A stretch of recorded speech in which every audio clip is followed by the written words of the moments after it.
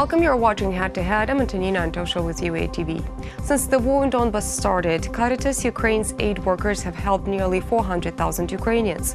Most acute needs have been identified in the locations situated in the buffer zone, lying along the contact line, and in the neighbouring oblasts, where most of the internally displaced persons took refuge. To talk more about volunteer initiatives for people living in the buffer zone, we're joined in the studio today by Andriy Postnikov. He's a humanitarian project coordinator of Caritas Ukraine. Hello, and thank you for coming. Hello, thank you. So first of all, let's explain to our audience what buffer zone means. Actually, buffer zone means distance to contact line nearly 15 kilometers, both sides. Along contact line because of shelling distance that can damage nearby settlements and infrastructure. Nevertheless, OCHA widened buffer zone a bit to 20 kilometers to contact line both sides. How many people, how many Ukrainians actually live in this buffer zone on the Ukrainian side? There are 400,000 residents who are living along contact line in so-called buffer zone, both sides. It means that there are nearly 200,000 people are living in government control area along contact line. And 200,000, right? 200,000, yeah. And they all are in need of help? Different situation in different settlements. Acute humanitarian crisis, acute phase of it, is visible especially in 5-kilometer zone to contact line. In rural villages where there is no access to medical assistance, even to non-food items to keep their households. So we may... How does Caritas project help those people that live within the 5-kilometer area from the buffer zone, in the buffer zone? There are several programs that are taken into the project that is funded by Ministry of German Affairs, German Ministry of Foreign Affairs. And first one is food security program. Nearly 15% of residents are below food security line or food security living level. Is this the major problem? Because I thought that life security would be the most important thing in this situation, since even though the buffer zone is supposed to be demilitarized, we all know that the Minsk Accords are being broken and the shelling is still going on there. So how do we try to keep people safe?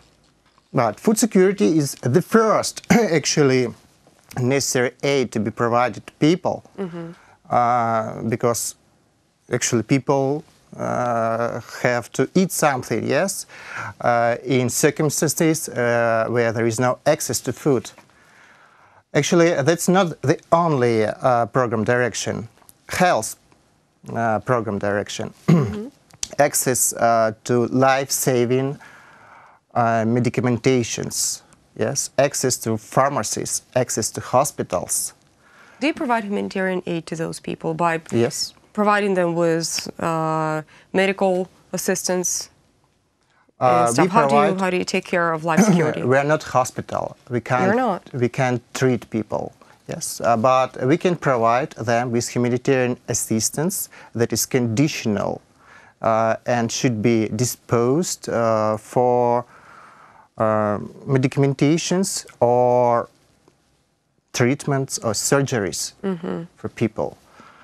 Also, we have experience in provision with medical vouchers that allows people to obtain in-kind medicines urgently, and in villages with long distance to the nearest pharmacy, for example, and bad access. What is the category of people that are in most danger who live in that buffer zone? Vulnerable people, surely. Actually, we evaluate severity level of people, yes. Severity level of damage, you mean? Need. Okay. I mean, All right. severity level of their needs. Okay. Actually, if you cover all basic needs, you are not our beneficiary. But if you can't cover minimum level of your basic needs. And which would be the minimum of the basic needs in this situation? Basic needs, at least you should have something to eat. At least you should cover minimum medication needs for you. At least you have you should have something to heat your premises or your home during cold season. Also, psychological. Also a very important issue. Yes, psychological assistance is very important for people who are always in stress, actually, even hiding stress because of protracted crisis and protracted conflict. Do you provide people with psychological help? Yes, yes. We have crisis psychologists who work constantly with people. So based on the things you've just said, minimum food, minimum medicamentations, and minimum opportunities to heat your accommodation, and the level of need of psychological help, that's how you pick people who are actually in need of the Caritas project help. Am I right? Yes, you're right. We provide registration and we provide evaluation of their needs and evaluation of their vulnerability level. So people who are very vulnerable have no opportunity to get access, yes, to humanitarian aid or social services because of their own condition or circumstances around it. For example, disabled people, for example, single-headed families. And Children? Yes, women or mothers with children, for example, yes. Elder people, actually more than 60% of people who are living along contact line are elder people. And they Why do you think it is so? Is it because they are afraid of leaving their home? Because usually this is the main reason they're voicing. They don't want to leave their homes. And even they if that's right, nowhere to go. Because they have nowhere to go. Yes, they can go somewhere and be employed, for example, as youth or middle-aged people. Livelihoods opportunities are very restricted in buffer zone. Actually, stabilization programs are hard to be launched there. That's why, as long as conflict exists, humanitarian assistance will be needed because stabilization phase is not visible. Thank you so much for coming and explaining the whole situation to us.